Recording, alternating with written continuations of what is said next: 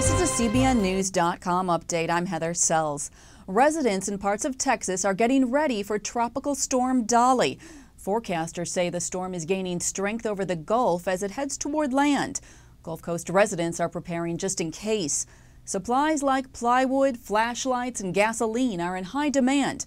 The National Hurricane Center says the storm could reach hurricane force before it makes landfall later this week. Dolly is expected to bring high winds, more than a foot of rain, and coastal flooding to the region. Wachovia Bank revealed today that it lost almost $9 billion in the second quarter of this year. As a result, the nation's fourth largest bank will be slashing its dividend, as well as more than 6,000 jobs. The losses are tied to mortgage defaults and the company's acquisition of a California mortgage lender known for exotic loans. Wachovia says it is leaving the wholesale mortgage lending business.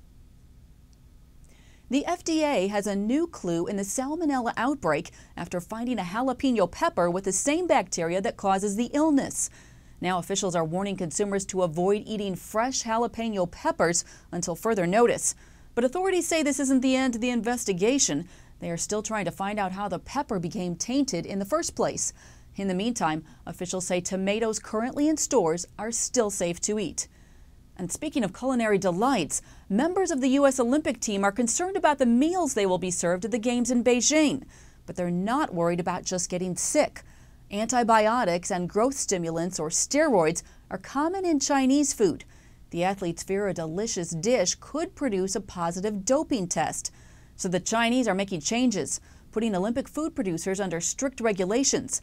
A tracking system will account for each food item as it goes straight from the farm to the athlete's plate.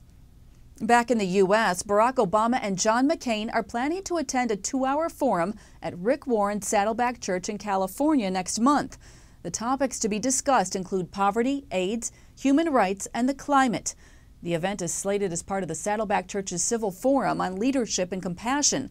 The forum will also host an interfaith meeting between Christian, Jewish, and Muslim leaders. And finally, are you feeling fishy?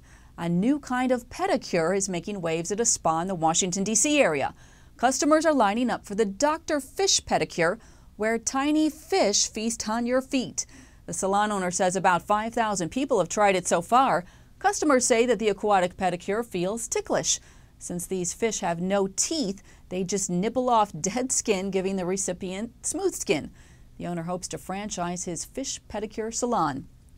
Well, coming up later today on CBN's News Watch, more on Tropical Storm Dolly and the threat to the Gulf Coast. Plus, the real danger behind truckers on our nation's highways. Check your local listings or watch the newscast streamed here online at 4 p.m. Eastern.